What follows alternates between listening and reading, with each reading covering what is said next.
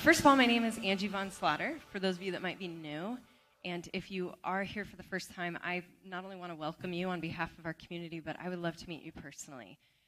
There's a lot of folks that come and go, and I don't ever want you to feel overlooked. Finding a church can be scary and challenging, and we want you to know that you're welcome here. Truly, when we say that, we mean that all are welcome here. I will be transitioning into the role of lead pastor. And so we're in this transitional phase, which, as we know in life, can be interesting and challenging and overlapping. So this morning is one of my last times leading worship. I'm sure there'll be other times in the future, but it was a wonderful opportunity to do that again before I continue this next step, this next journey. With that being said, with this transition, we have a celebration service on the 23rd, and it will be held at Mission del Sol. And before I get to that, I want to just continue on that we're celebrating Molly and Aaron and their family and what they have done for this community. They have done such wonderful things building a inclusive community. And we want to thank them. We want to thank them for what they've done. We want to also celebrate Molly graduating. There's a lot of celebratory things going on. But with that being said, you'll notice the location. And you'll notice that a couple weeks ago we had a town hall meeting, and we've been trying to figure out, well, what do we do? Because as you can see, we are full to max capacity. It's why you have people coming through and squeezing through, and it feels awkward and tense. And we've been recognizing that for a while now, that this building is no longer containing us, which is actually really fantastic. But that proposed a problem. Where do we go? What do we do? And so we had a town hall meeting, discussed that. We wanted to hear your opinions because they do matter. We learned a lot about how we presented things and how we could do better in the future. We learned a lot through this process. But unanimously, the board voted for this place at Mission, but we brought it to you to hear what you wanted to say, and we were amazed at the overwhelming support and response. So, with that being said, as of June 23rd, our new home will be Mission del Sol on Saturday nights.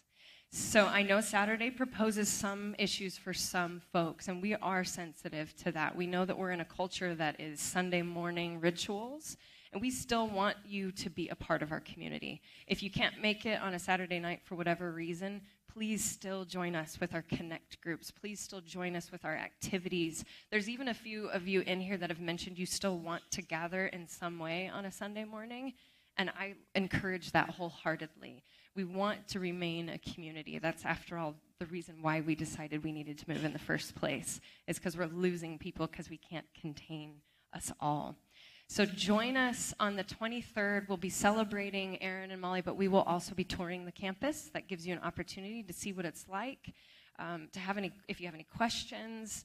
I think it'd be a wonderful time. So, yeah, we have a question right now. Yes, Mark. What time? Thank you. Thank you. You know, you write stuff down and then you forget the important details. Like when? 5 p.m. June 23rd, 5 p.m. That would have been a very important detail on that, wouldn't it? Yes, thank you. June 23rd, 5 p.m. And that will be our regular service time from now on, Saturdays at 5 p.m. And it'll go from about 5 to 6:15.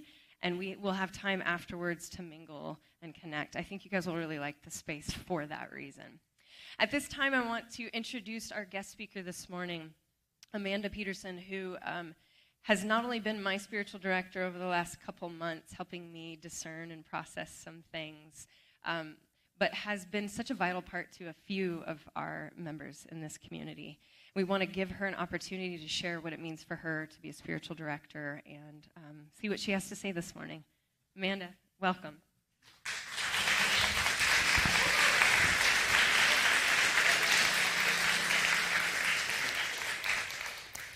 Well, this is the first time for me to use this big old thing. Normally I have a little one too. It's good to be here. How many here know what spiritual direction is? The front row. See, you missed out.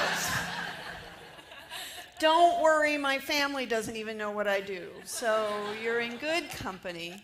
What I like to say is that I meet with people who really want to show up to their soul life in the outside world. How many of you have gotten to the end of the day and said, who lived that day? Why didn't I show up to what I believe today?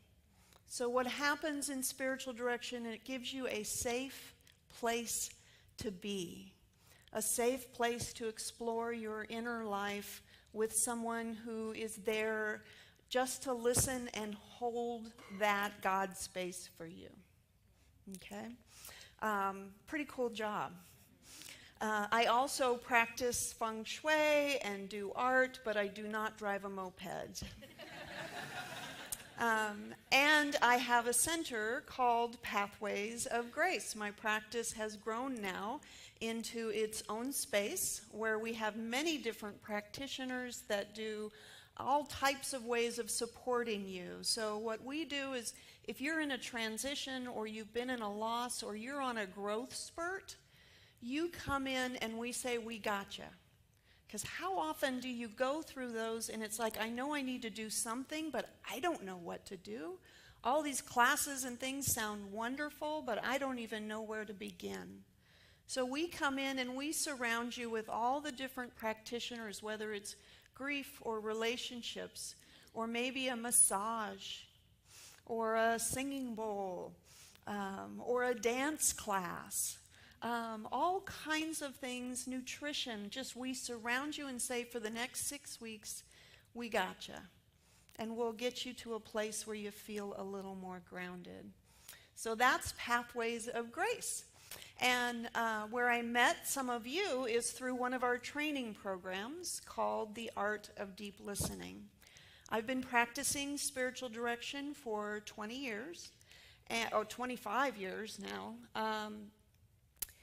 And I teach at different schools, but noticed that some of the schools were long and expensive, and sometimes people already had a lot of the learning. And so I created The Art of Deep Listening with my partner in crime, Michelle, over here. And this was a training to teach people how to listen differently, to hear that movement of God as we meet with each other, right? Isn't that nice? Even pastors would come to me and say, I sit and listen to people all day, but you hear a little differently. Teach me how to do that. So we birthed The Art of Deep Listening, and then in the last couple of years, people have been coming into Pathways and saying, I'm having a hard time in the culture that we're living in right now.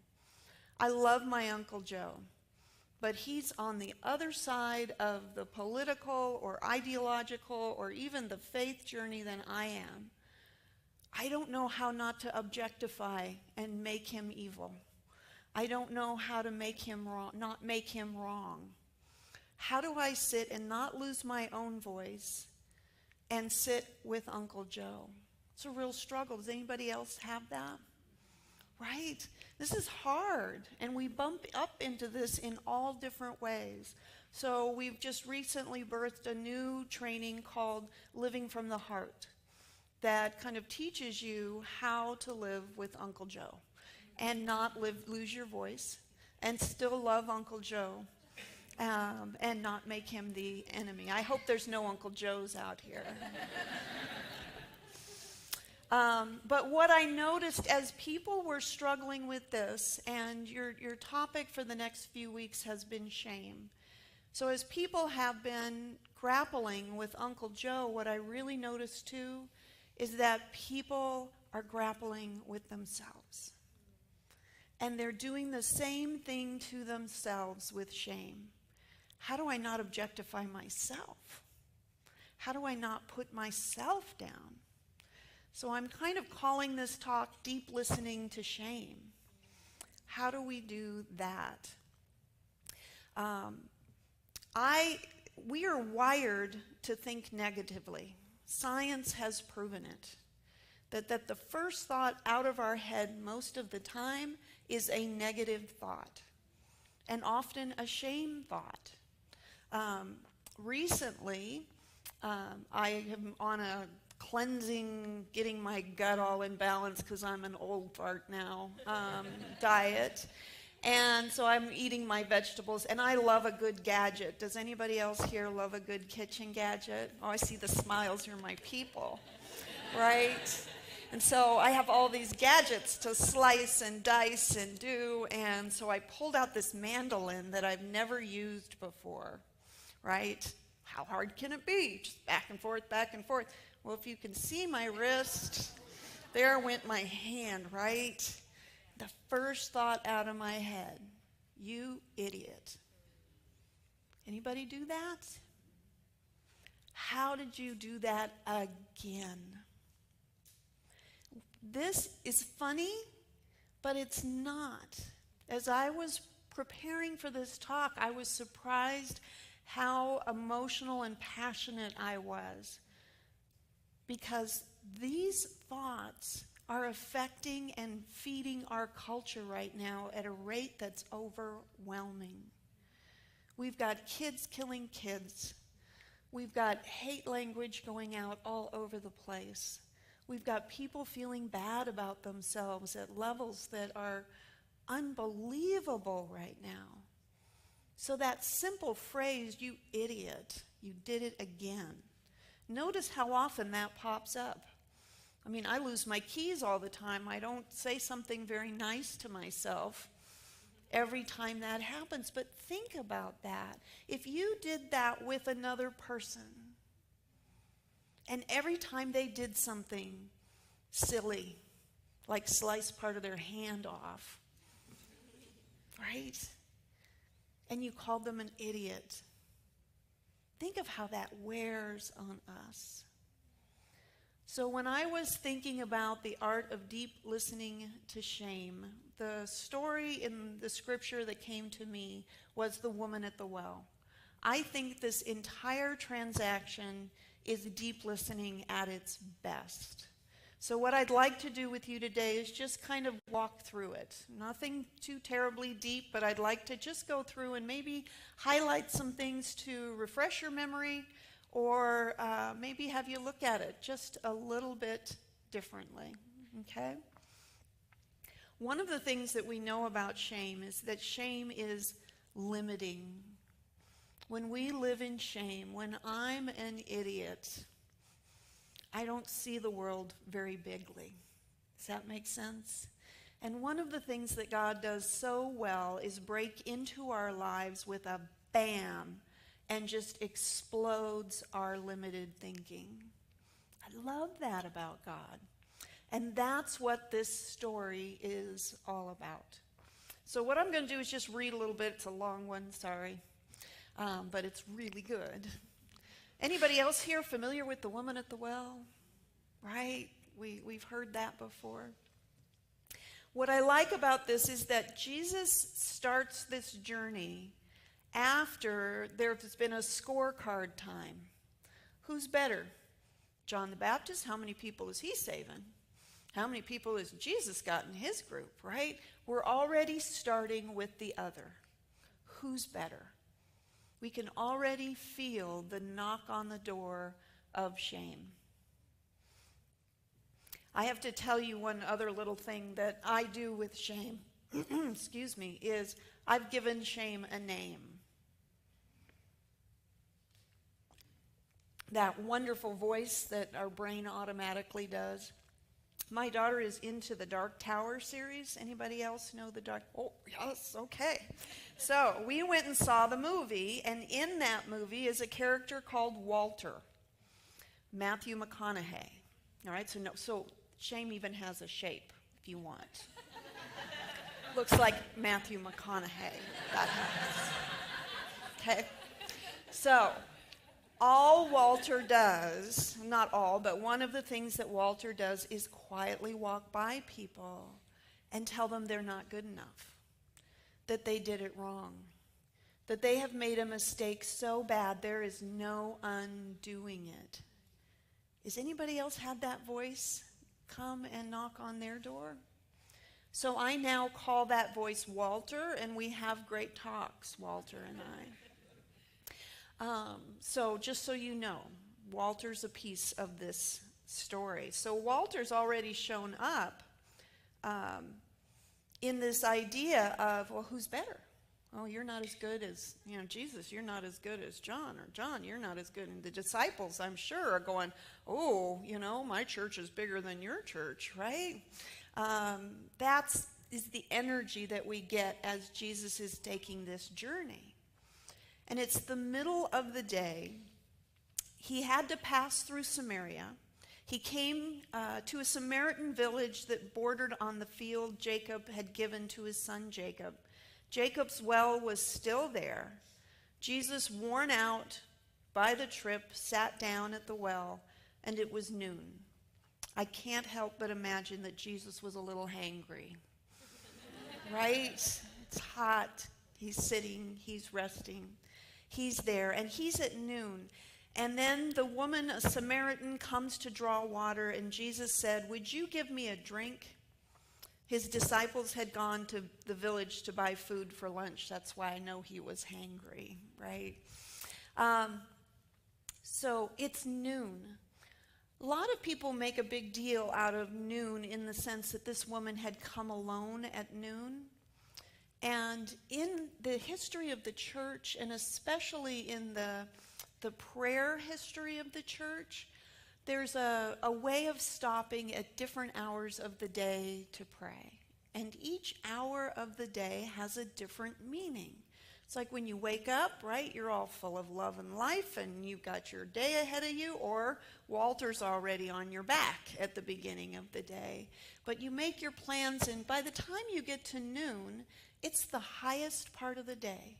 There is the most light, the most sun, the most exposure, and it's seen at the time that when God is at the highest, nothing can be exposed. There's no shadows, it's all light. And I think that's really significant in this story. So Jesus comes to her, and she's there all alone, which is unusual. So something's going on. And the first thing out of his mouth is, "Will you give me a drink?" Do you mind if I paraphrase instead of reading?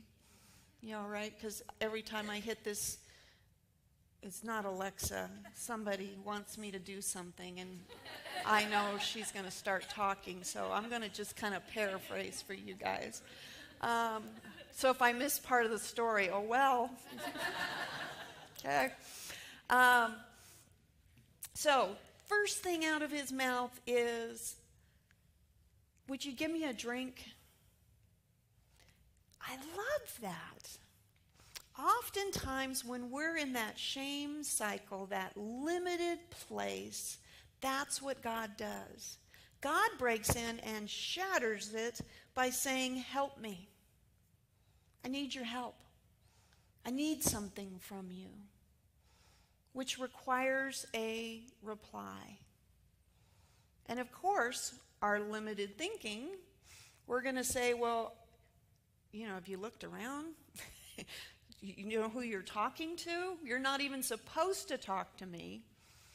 You're not, we're on the opposite sides of the things. It's Uncle Joe has shown up. Does that make sense? This story is as much as someone who is a liberal meeting with a conservative, as much as a Trump supporter meeting with a Hillary supporter. This is as much as someone who believes that there should be guns absolutely everywhere with someone who believes there should be no guns at all. This is the rift that we're talking about here, and this is why I love Scripture, because it doesn't hold back. We tend to want to make it nice, but Jesus is often saying something really like get you in the gut. So that's what's happening here. We're talking two polar opposites, emotionally polar opposites, beginning a conversation. And this is how deep listening begins. And this is how God teaches us this. Because God doesn't come in and label her and keep her in that box.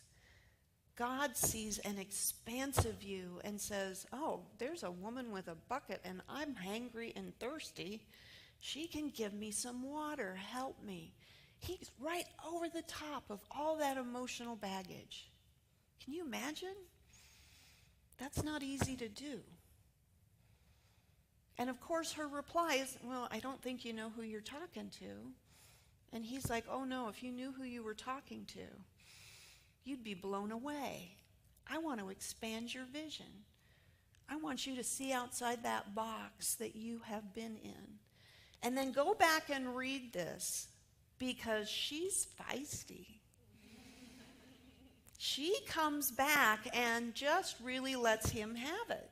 Well, let me tell you all the reasons this can't be and who you are. Do we do that with each other? We come up with a list of, I see this all the time with people struggling. Well, I can't do this because do you know who they are? They're going to say this and that. That's part of the deep listening, is you don't let your own voice disappear, but you engage it. You get curious. And she did too. She got curious and started asking about what the heck he was talking about. And they get into it. It's a back and forth. But then Jesus blows her mind and says, I've got something bigger for you than Walter. I've got something bigger for you than what you have built for yourself.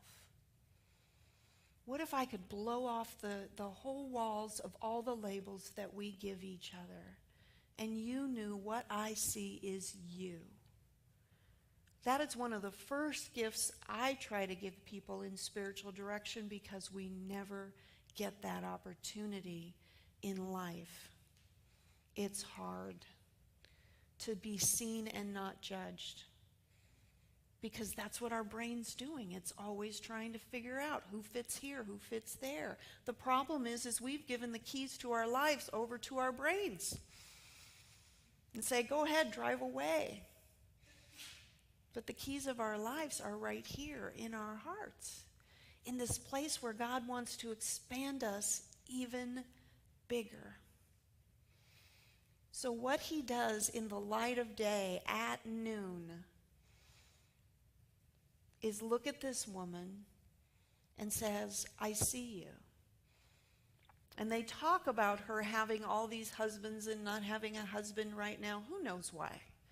I don't know. There's 100 different theories on what was going on there. But I'll guarantee you that in that culture and the way that women were treated, she's really living in a shame box. And this is a place where God meets us. I love the idea of the well. There's a quote that I'm not remembering right now, but it has to do with God meeting us at our deepest water point. And that's where shame lives. And you're studying Brené Brown. She says there's 3 things for shame to exist: silence, judgment, and secrecy. So we get quiet. We don't tell anybody what's going on inside our head. And Walter has a field day. And we keep it secret. And then we judge it. And that's where it lives. And God meets us at the well and says, I see it. I see your deepest, darkest secret that you are holding. And guess what? I don't care. Think about that. That is the power of a relationship with God. Howard Thurman, who I consider to be a mystic, he was an activist and a civil rights activist and a preacher. He used to say, I go into the Holy of Holies and say, okay, God, this is what you got to work with today. Right? There's freedom in saying, I'm calling myself an idiot and God doesn't care. There's freedom in saying, oh, I just don't feel good about myself. And God sees something totally different. God's not waiting for me to get it right. God's not waiting for me to get perfect. God's not waiting for me to feel good enough about myself to give God a drink of water. There's freedom in that. I love that. When I was in ministry, there were some things like preaching that I did not want to do. Did not think I was good at it at all. So there was freedom in it because I thought, I'm going to get up there and I'm going to do it and I'm going to fall flat on my face and nobody's going to ask me to do this again. See, God? But because of that freedom, what I discovered is it wasn't about whether I was good or not good. It was about, can I see with the vision of God? Can I see a bigger picture? So we see the conversation ending with her so excited about, what if my box is too small? What if life could be different? She got the glimpse. And I love that she left the water jar there. When you read the story, notice it. Sometimes that gets missed. Life as she knew it, what she thought was important in life now has totally shifted. That's what the art of deep listening can do. That's a learned skill, though. We have to be willing to break the silence and find people that we can talk to without judgment to learn what that feels like. And God's a good start. We need to be able to sit across from Uncle Joe and say, you know what? He's carrying his jar of water. I'm carrying my jar of water. How do we meet Jesus here? And we get curious. Not to come to consensus. She didn't convert to Judaism. It isn't about all getting on the same page. It's about learning how to find love where we meet. Right? That's what it's about. Because shame wants to keep us in the box of, but they don't agree with you, but they're different than you, but they're wrong, which reflects right back in the mirror to you. But I'm different than everybody else, but I'm wrong, but I'll never fit in, but I never do it right. Jesus meets us at that deep well and says, will you give me a drink? And then I'll give you a drink. And I say, thanks be to God. Amen. Okay. Sure. All right. We wanted to have a moment where we can ask a few questions. We need a better system than this. I think I laugh because every time someone gets that guest mic, they do the same thing, this awkward dance. My mind is still processing a lot of what you just said, so give me a minute to catch up. That was wonderful. So one of the questions I was going to ask you, but I feel like you went straight to where this question was going already. The whole talk was how you have seen in practicing deep listening with your clients, how have you seen shame play out in their lives? And that was one of the first things I wanted to know, was in dealing with spirituality, we are still creatures that have shame. And I often can't imagine that the two would be separate very often. I would think that in these decisions and in this listening, this would come up. So I feel like you've already answered that question, but do you have anything more you want to add to that? Well, I think part of it, too, is when it does come up, because we're going to have it forever and ever and ever. I'm sorry to tell you. The gospel, according to Amanda, shame is here to stay, okay? That's why, nobody wants to be my friend, right?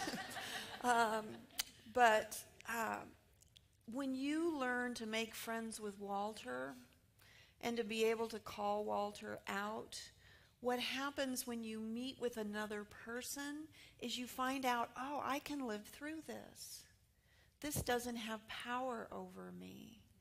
And so then when it pops up and I look at my bloody arm and go, you idiot, I can also breathe out, you glorious thing that's made so amazing that this is going to heal.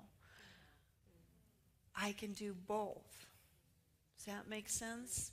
And that's what happens, and it's we recently did a marketing thing recently where they called a lot of our clients and asked them about us. And she said, this was the strangest marketing research I've ever done, because nobody wanted to tell me why they came to see you. And I said, well, because, I might be the first person they've ever talked to about that, right? But we need those safe places to be able to say those things that are floating around in our head. And once we do, and Brené Brown speaks so beautifully to this, then it is no longer driving the bus, right? Does that help? It does. So when prior you were a pastor for quite some time, is that correct? Correct.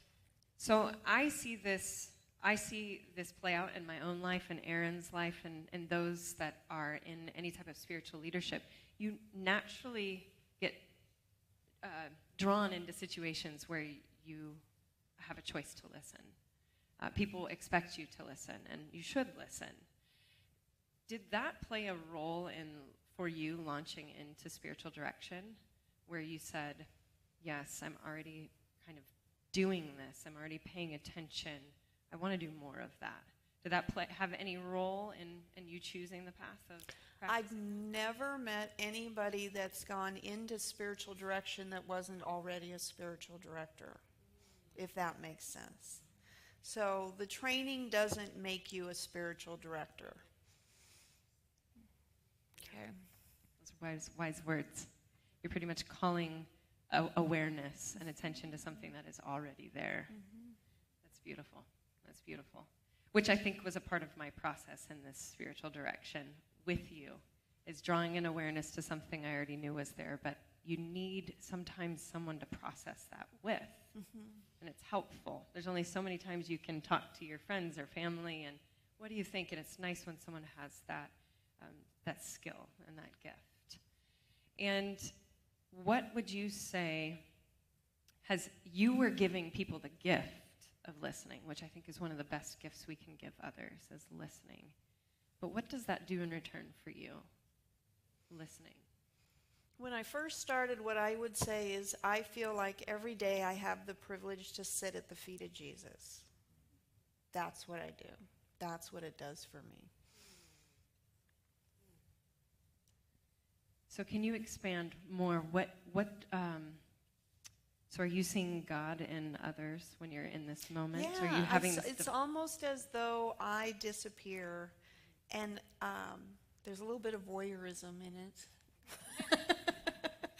I get to sit and watch what God does in people's lives. So I'm just the cheerleader and the holder of the space, and the real work is between the person and however they determine God. So it can be all kinds of things: universe, doorknob, higher power, whatever it is. I get to sit and watch that miracle unfold. That was one of the first things that made me feel safe. Was one of the first questions you asked, if I remember correctly, was you referenced the word God, and you said, "Is that okay? And what word would you like to use for God?" And that already creates this safety of I'm here for you. I'm here as a guide for you, and instantly creates safety, I think, in that. Now, there's more people that have also been affected by you and what you've been doing and taking your courses. I would like to invite Aaron and Jim at this time. And you both can continue that conversation. Aaron, do you want this mic? Sure. And I'll move out of the way. First, can we give Amanda a round of applause? Thank you.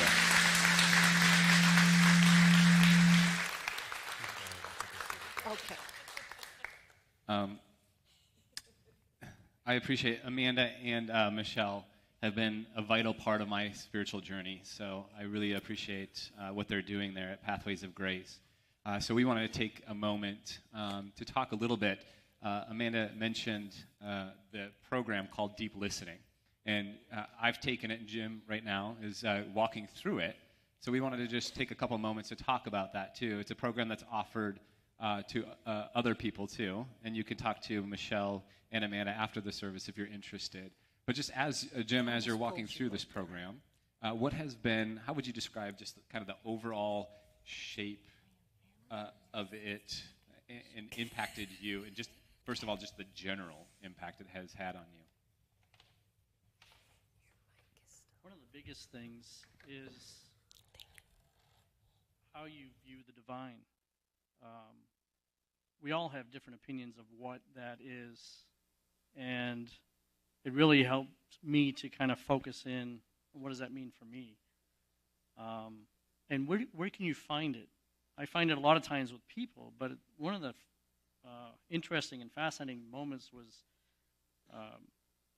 we were given a bunch of items that were kind of found outside the building, and we had to spend some time just looking at them and really being curious about this item. And I had a piece of, I think it was bark from one of the palm trees or something that was outside. And just to spend time and look at this thing and just see, we have evidence of God all around us. I was looking at a piece of bark that fell off a tree, and I was seeing God in this piece. And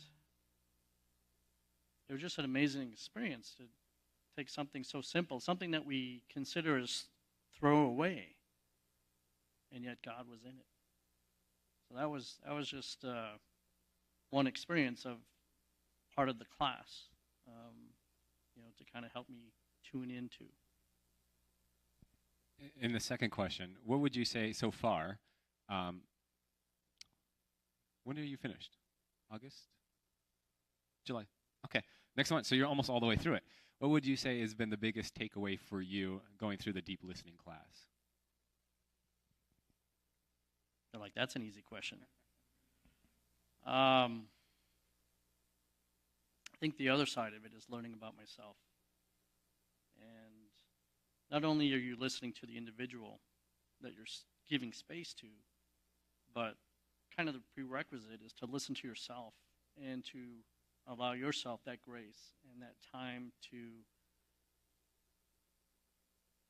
be ready to be present with that person. It's different than, like, I always consider myself, I'd love to have that space with people over coffee or over dinner. And that's a more casual environment, but when you're sitting with somebody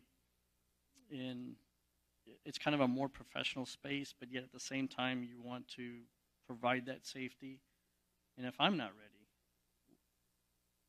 what can I really provide for that other person? So it's a challenge to myself to